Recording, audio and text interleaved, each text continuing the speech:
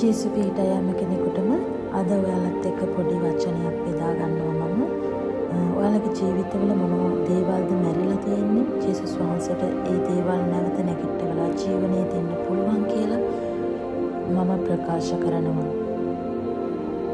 යොහාන් පොතේ 11 වෙනි පරිච්ඡේදයේ පළවෙනි පදයේ ඉඳන් 46 දක්වා ඔයාලා ඒ වචනේ කියවන්න. යොහාන් පොතේ 11 වෙනි පරිච්ඡේදයේ 1 ඉඳන් 46 දක්වා ඔයාලා කියවන්න. මම ඒක ගැන කතා කරන්න.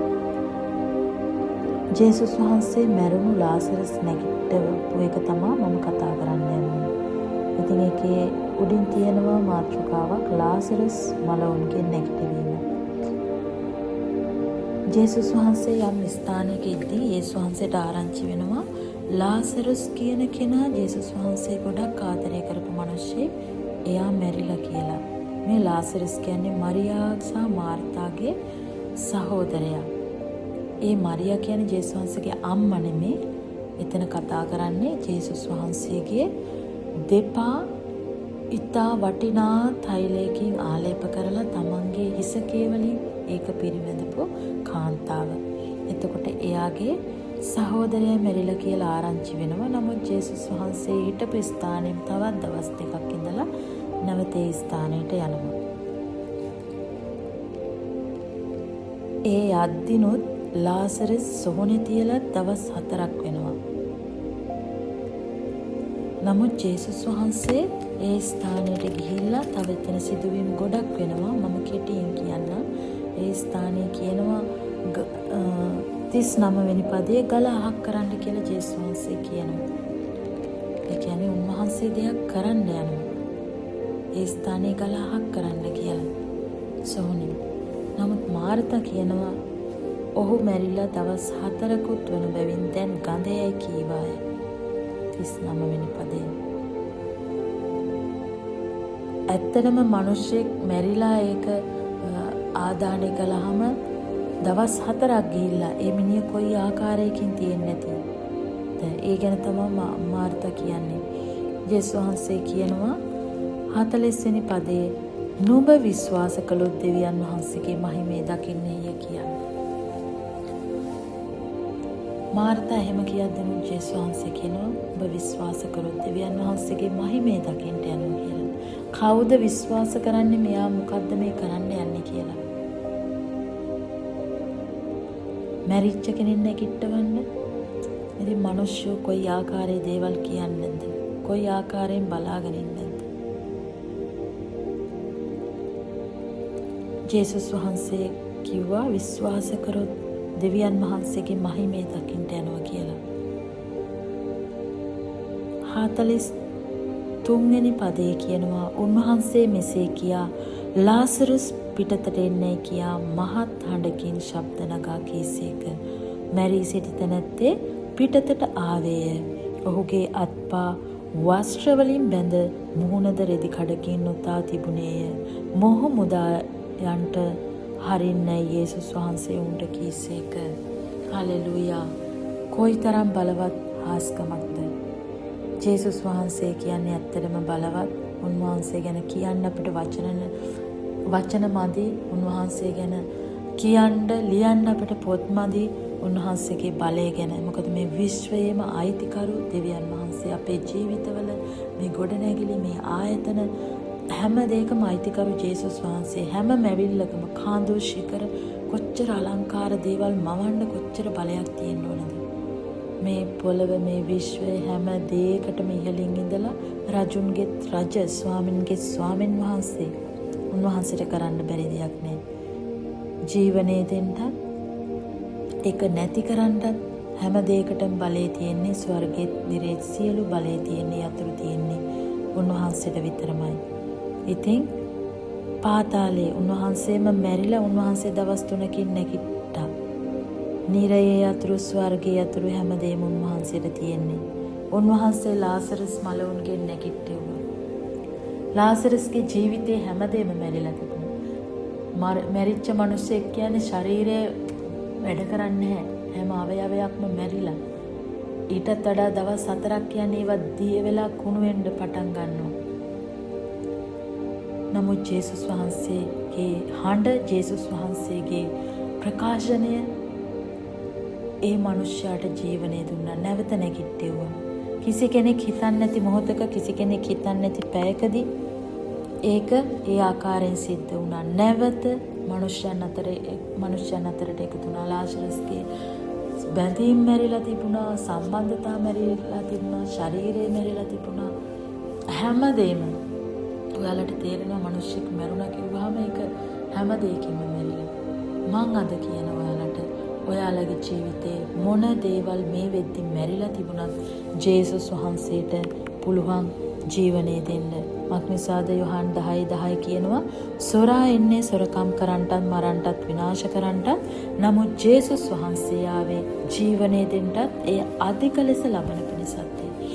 සමහර විට මේ වෙනකොට ඔයාලගේ පවුලේ සම්බන්ධතා, දෙමාපියන් එක්ක, සහෝදර සහෝදරියන් එක්ක, වැඩ කරන ස්ථානවල හරි කොයි දෙයකින් හරි සම්බන්ධතාවලින් මැරිලා තියෙන්න පුළුවන්.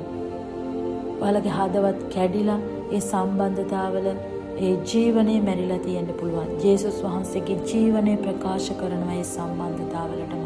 උන්වහන්සේ ජීවනයයි.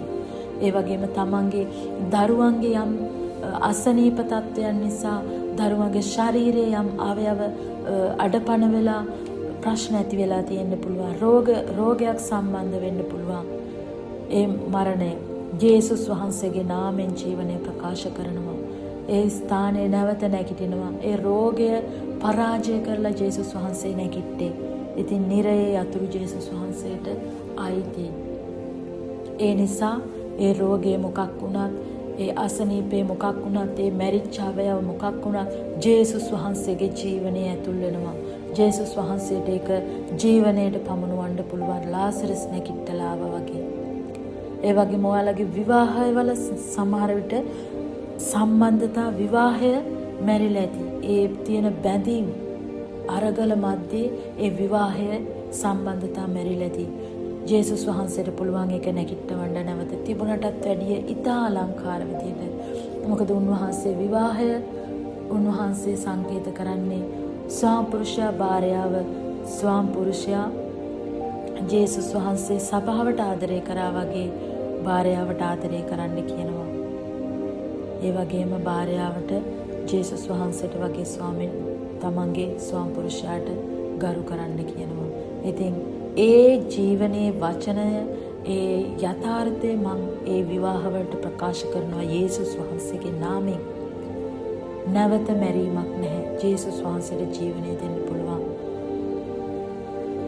ඒ වගේම සමහර විට ඔයාලගේ ව්‍යාපාර මැරිලා වෙන්න පුළුවන්. කිසි ආදායමක් නැහැ. මොන දේ කරත් හරියන්නේ නැහැ. තමන්ගේ ආදායම් මාර්ග, තමන්ගේ රැකියාවන්, තමන්ගේ දෑතේ ඵල මැරිලා වෙන්න පුළුවන්.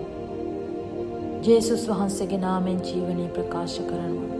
ජේසුස් වහන්සේ ලාසරස් නැගිට්ටෙව්වා වගේ ඒ මැරුණු ව්‍යාපාර, රැකියාවන්, ආර්ථික තත්ත්ව, ඒ හැම දෙයකටම ජේසුස් වහන්සේගේ නාමයෙන් ජීවනය ප්‍රකාශ කරනවා. ඒවා නැගිටිනවා ජේසුස් වහන්සේගේ නාමයෙන්. ඒ වගේම ඔබගේ මනසේ සිතුවිලි, ඔබ මේ මොහොතේ වැටිලා වෙන්න පුළුවන් ඉන්නේ මානසිකව. කිසි කෙනෙක් නැහැ කතා කරගන්න. ඒ ප්‍රශ්නේ ඒ තරම් දරුණු. කියන්න කෙනෙක් නැහැ. ඔබගේ මනස කිසිම දෙයක් හිතන්න බැරි තරම් ඒ සිතුවිලි වලින් මැරිලා ඉන්නේ.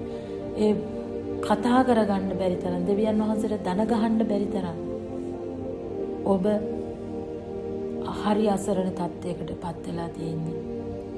ඒ දේවල් ගේන්නේ යක්ෂයා. ඒ නිසා ජේසුස් වහන්සේ මැරිච්ච මනුස්සයා නැගිට්ටුවා නම් ඔබගේ ප්‍රශ්නේ තරම් දෙයක් නෙමෙයි. ජේසුස් වහන්සේට මාර්තට කිව්වා වගේ නුඹ විශ්වාස කරොත් නුඹගේ ජීවිතේ මරුණු සම්බන්ධතා, ඒ ලෙඩ රෝග, ඒ විවාහ සම්බන්ධතා, ඒ වගේම රැකියා ස්ථාන,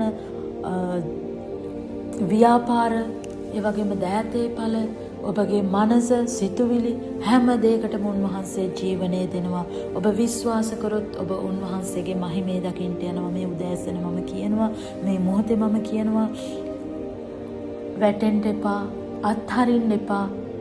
එතන හැම මිනිහෙක්ම අත්හැරලා, මැරිලා දවස් 4ක් කියන්නේ හැමෝම අත්හැරලා. මාර්තා, මරියා එයා ජේසුස් වහන්සේට පැමිණිලි කරනවා. ඒක කියනවා ඔයා මෙතන හිටියනම් මේ දේ වෙන්නේ නැහැ කියලා. ඔයාලා ඒ පරිච්ඡේදය කියවන්න. ජේසුස් වහන්සේට පරක්කු නැහැ. උන්වහන්සේට පරක්කු නැහැ තව. ඔයාගේ ප්‍රශ්නයක් නෙවෙයි උන්වහන්සේට. ඒ නිසා විශ්වාස කරන්න උන්වහන්සේට පුළුවන් ওই ප්‍රශ්නට ජීවනය දෙන්න. උන්වහන්සේට පුළුවන් ඔයාව ඉන්න ඒ මරණ වලෙන් නැගිටවන්න. සමහරට දරුණු රෝගයක යනම වෙන්න පුළුවන්. ඒක රෝගයක් නෙමෙයි. උන්වහන්සේගේ නාමයේ මහිමයටපත් කරන්න. හැබැයි අපි එක දෙයක් කරන්න ඕනේ. උන්වහන්සේව විශ්වාස කරගෙන තදින් ඉන්න ඕනේ. එදා ජේසුස් වහන්සේ ඔවුන්ට විද්‍යමානව හිටියා, පේන්න හිටියා. අද අපිට දේව වචනේ දීලා තියෙනවා. ඒ වගේම අපේ ශුද්ධාත්මයන් වහන්සේ අපේ ඇතුලේ ඉන්නවා. ඒ නිසා බය නැතුව කතා කරන්න, තදින් අල්ලගන්න, දේව වචන ප්‍රකාශ කරන්න. උන්වහන්සේගේ වචනේ ජීවමානයි. මරුණු හැම දෙයක් මොන දෙයක් වුණත් සමහර විට ඔයාලා සභාවට යන්නේ නැතුව සභාවෙන් හිත රිදලා ගෙදර නතර වෙනවා ඉතින්. යන්න නැවත සභාවට. ජේසුස් වහන්සේට සියල්ල කරන්න පුළුවන්. දේව දාසයන්ගෙන් පිළිතුරු බලාපොරොත්තු වෙන්න එපා. ජේසුස් වහන්සේගෙන් බලාපොරොත්තු වෙන්න. සමහර ලාසරුස් වෛද්‍යවරු ළඟට අරගෙන යන්නේ නැති කිසි කෙනෙකුට ඔහුට ජීවනය දෙන්න බැරි වෙන්නේ නැති. ජේසුස් වහන්සේට කාලේ ප්‍රශ්නයක් නැහැ. ඔයාගේ ප්‍රශ්නෙට අවුරුදු 10ක්ද 20ක්ද එක විනාඩියක්ද දවසක්ද දෙකක්ද ඒ ප්‍රශ්නේ මැරිලා කොච්චර කාලයක්ද ජේසුස් වහන්සේට ඒක අදාළ නැහැ. මොකද කාල හැම දෙයක්ම අයිති උන්වහන්සේට. උන්වහන්සේට ඒ දේ අයිති නම් උන්වහන්සේට ඒක ඕන දෙයක් කරන්න පුළුවන්. තීරණේ තියෙන උන්වහන්සේගේ අතේ, ඇදහිල්ල විශ්වාසය තියෙන අපේ අතේ. ඒ නිසා උන්වහන්සේ විශ්වාස කරන්න. උන්වහන්සේ යහපත්. ඔයාලට කොයි දේ මැරිලා තිබුණත් ජේසුස් වහන්සේගේ නාමයෙන් ජීවනය ප්‍රකාශ කරනවා. ඒ ජය ඔයාලට අයිති දෙයක්. ඒක ලබා ගන්න. ජේසුස් වහන්සේගේ අති උතුම් නාමයෙන්. ආමෙන් ආමෙන් ආමෙන්.